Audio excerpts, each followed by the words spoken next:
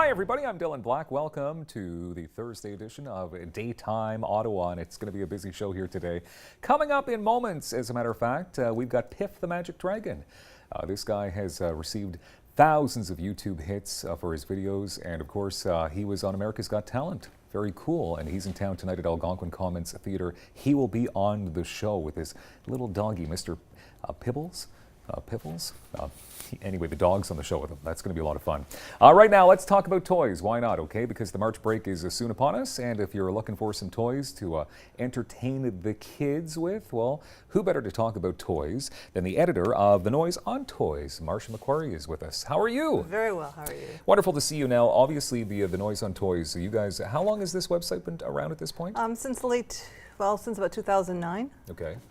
Yeah. And we're talking about like... We had actually started it before. We used to do the editorial coverage for the Today's Parent, but we went solo on it in 2009. Okay. And so if people want basically the best reviews on toys, they go to this website. Yeah. And how many toys have we reviewed at this point? We're thinking it's just a little over 3,000. That's a lot of toys. Yeah. That's a lot of That's a lot of years. How do you test these toys? What's the best way to do it? The manufacturers send us these samples, and then we send them out to families in Ottawa and in Toronto. Yeah. And they play with them for, as long as it takes, usually up to about 2 months. Yeah. And they post their feedback directly on the website, and then we use that feedback to come up with our overall review. Okay, so we're talking about like kids and families and people with no toys. The parents comment, but the kids also comment. That's the big thing, is that we try to get their perspective, which isn't always the same as the parents. Probably not. No.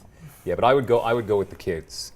If I was going to look at the critique, I would go with what the kids love. Yeah. Because the parents can be kind of stuffy sometimes. Well, they like it. They often have more to say about it than the kids do. Okay, so they're worth reading to, kids, for sure. Fun, Yeah. All right. So what do we have here? We have tons of stuff. Where do you want to start with some of these new toys? Well, most of these are activity toys. Okay. So depending on what kinds of toys your child likes, we have a lot of brain teasers because they take up space when you're playing by yourself, when you don't necessarily have a friend. We've got crafts, we've got science activities. I guess we could start with the Crayola sprayer, which it's like an air sprayer. Crayola sprayer. Why does this already, to me, sound like it could be like messy and... It's actually quite contained. You just turn it on here, and it's just a regular washable Crayola marker that's in there, and you turn it on and you just start spraying, and see how the spray is quite directed. And then when you want to change, you just unscrew it a little bit and take out the marker and put a new one in. Very easy. That is fun. You can change the colors without even having to wash it up. Okay, so now the question I have to ask, is this very easy to clean up? Because say the kids just want to spray their little sister or something, or... Well, that's a parenting issue. Well, yes, but it's probably going to happen. So what about walls it's like playing and with stuff markers, like that? with washable markers. It's no messier than playing with markers. Okay. I like that. As an adult, I think that you would could be draw fun. all over your sibling too, right? I'd like to take this to the radio station later and just spray people with it. Is that it? Go for it. Yeah. Spray gun. or here with the volunteers. What else do we have, Marcia? This is Lunar Landing, which was originally put out, I think, I've forgotten how long ago, but some time ago, as Lunar Lockout. Okay. So this is a reintroduction of a puzzle from Think Fun, and it's the kind of puzzle that you have to, when your moves are based on being able to bump up against something. Okay. Okay, so for instance, this fella can't move here because he just keeps going right off the board. So imagine yourself in space. It's like being in space and you need something to stop you. So the idea is to move these around so that there's always somewhere that you can move to get this guy on the middle part. Huh. So you know that some of your moves are dictated by the fact that this fella can't move in that direction. Either one of these moves can be a starting one. Either one of these can move. Okay.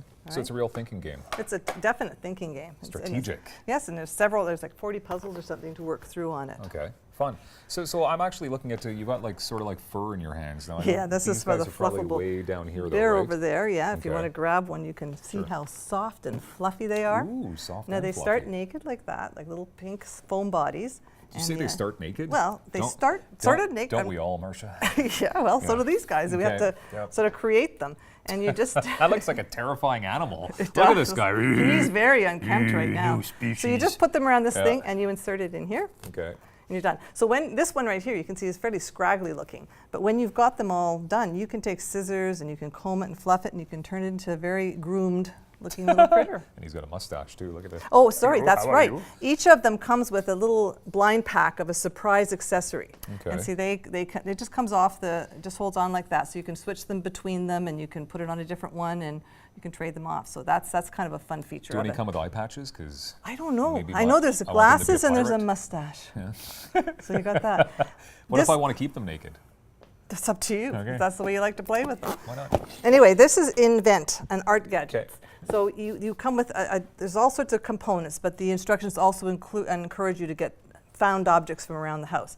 And you can build things like this. Now this is going to be now normally you would glue this and secure it a lot better. I've just put it together temporarily, but you fill this with paint and then you just sort of swing it around and you create your art on the. Oh, that's fun. Yeah, and there's also just tons of different ideas. You can just get a can or something and put paper around the middle of it and put a bit of paint in the bottom, some marbles, and make marble painting by shaking it. So there's just tons of different ideas. That is super fun. Yeah. I'm finding that a lot of this stuff is very thought-provoking. Like it makes the kids are thinking, they're using their idea. minds. They're trying to get them to use their minds, and this is all about creativity, both from the technical point of view of creating a gadget, like a sort of engineering a gadget for your art to be creative that way. Okay. All right. What else do we have? Just Add Glue is another one that is sort of a science and art kit. If we get these tiles out of the way, you can see just the incredible number of resources that come with it. Those are both food coloring, but they come dry, so you don't have to worry about them having spilt while you're waiting to use them. You just add water. There's some borax that you add water in. The science activity is to use some of the glue and then add the borax to make one of those sort of silly putty type polymers. Yeah. And you vary the amount of borax and so on as you're mixing it up. Okay. And that's the science part of it. But then there's a ton of craft ideas to use with the glue. And not just cut and paste gluing, it's actual sort of sun catchers and all sorts of neat projects. This is so much fun. Obviously, you're always looking for volunteer families. Yes, we are, especially this time of year, because we're just setting up to do our 2017 program. Ooh, so what's the best way to get in touch with you? On the website, Simple as that. there's a section that says sort of apply to be a testing family. Yeah, that's awesome. Did you, because you've got like purple hair, right? I noticed that. Is that like, That's me. were you testing some of these No, products, that's spraying just me, yourself with Dylan. the Crayola sprayer? It looks beautiful. Anyway. Thank you. Wonderful. Marcia McQuarrie from the Noise on Toys, thank you as always. This has been a lot of fun. Thank you very much. We've got more daytime coming up. How about this? Chef Kirk Morrison is going to be joining us in the kitchen next.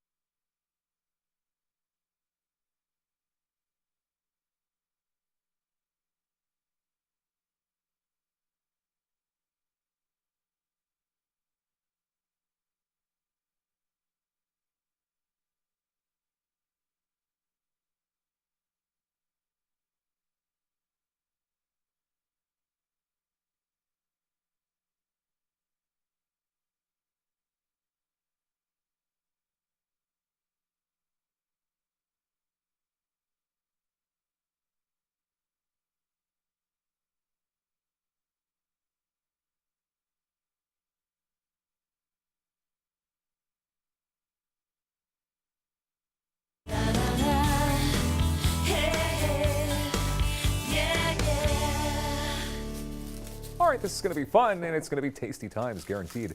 Chef Kirk Morrison is with us right now from the upcoming The Gladstones Commons.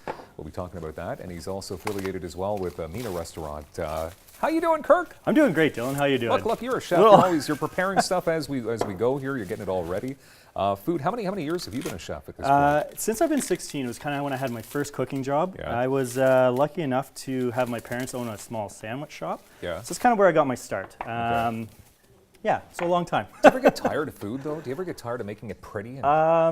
No, No? I don't. I think that's why I've been in the business for so long and have, gotten longevity out of it, because it's what I love. It's what I'm creative in, and Yeah. I cannot draw a picture to save my life. No. I can't paint. Okay. This is the only artistic thing that I'm remotely good at, so it's kind of what I'm going to stick with. And I know your stuff is very artistic, and so we're sort of promoting a couple things going on here, because so we've got the opening of Mina.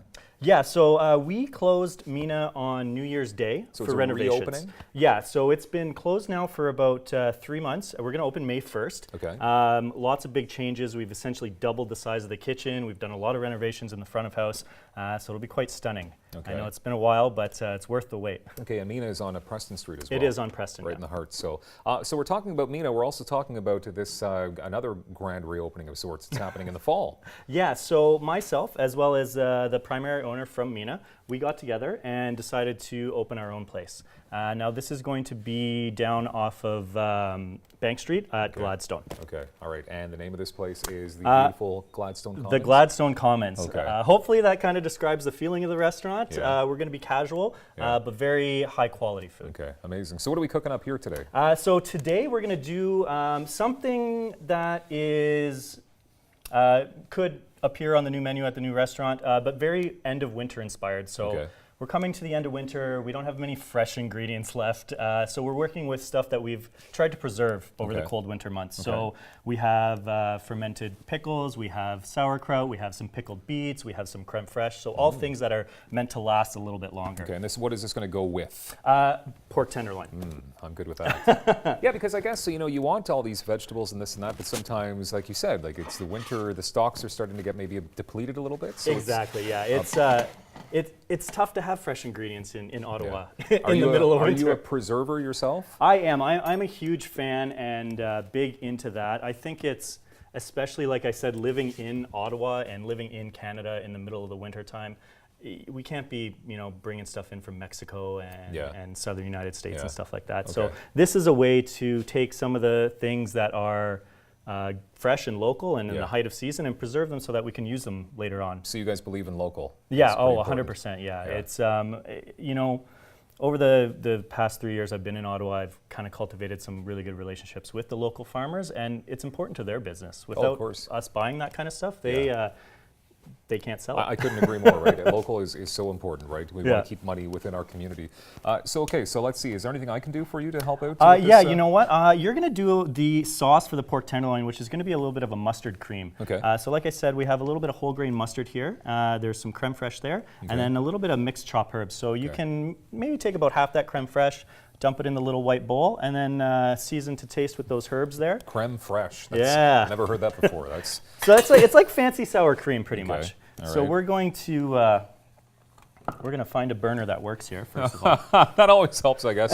That's always key when you're trying to cook anything. Yeah, you know what So I we're mean? talking about this whole. Yeah, half of that should be Half of that? fine. Yeah. I know you probably already gave me instructions, right? But when it cut, this is my problem when I'm in the kitchen. Like I just do not follow any recipes at all. Just like whatever. That's freestyle looks cooking, though. good. That's okay. Yeah. You can get away with That's that. a good way to be. Okay. All right.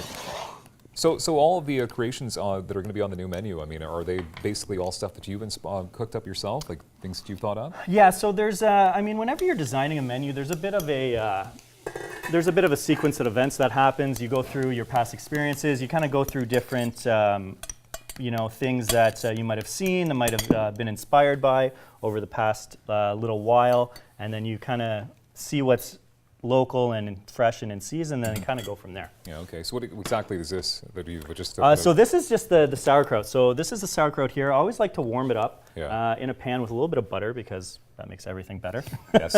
And then, so that's going to kind of go better. down right on the plate there. And then we're going to take a little bit of these herbs too that you just used for that thing there and get that in there real nice. And just give this guy a little flip. Yeah. About how long then would you cook the pork tenderloin? So this pork tenderloin, we've already sous vide it. So it's What been, does that mean exactly? so we've cooked it under vacuum in a water bath. Okay. So the pork tenderloin itself is pretty much fully cooked. We're just putting it in a pan to add a little bit of this garlic and thyme flavor, as well as get a nice little crust on it. Okay. So See, I'm clearly not a chef by any means at all, because you just said you cooked that under a vacuum in a water bath. Is that what you said? yeah, so basically does that we mean? take a, you know those little Food Saver Pros, you can get them at Costco or whatever, Yeah. the vacuum seal your food? Yes. So we vacuum sealed the pork tenderloin with some aromatics in there, so some fresh herbs, a little bit of Okay, butter, and then interesting. we've dropped that into hot water. Okay. And the warm water slowly and gently cooks that protein, so it keeps it nice and moist and juicy, and you don't end up with dry pork at the end Sounds of the good. day. And it smells great in here too. So, so I mean, as a chef though, you must get used to these smells, like in a good way. Like, do you even notice it anymore? Yeah, you know what? It never gets old. Yeah. Like this, the smell of of roasted garlic and thyme, and that I don't think I'll ever get bored Oh, of it's an that. incredible smell, right? Okay, so tell us one more time. Okay, so we've got the Mina restaurant then. The grand reopening is going to be happening on May 1st. May 1st, yeah. Okay, but you unless guys- barring a natural disaster, which I really hope Let's hope doesn't. there's no natural disasters, Kurt Morrison. Yeah. But the Gladstone Commons, though, Yes. so you're looking for about a fall start. For Yeah, this. we're aiming for fall. One of the special things that's actually kind of becoming a thorn in our side, though, is we want a butcher shop to be a part of the restaurant as well. Okay. So that's one of the things that we need special permits for, and that's basically why it's kind of halted the why opening it's of the taking a restaurant. But while. we're sticking to our guns. We're going to make it happen, and at the end of the day, I think it'll be something very special for Ottawa. Ooh, look at that butter coming. That's the Is butter though like the magic ingredient sometimes? it really is. If ever you wondered what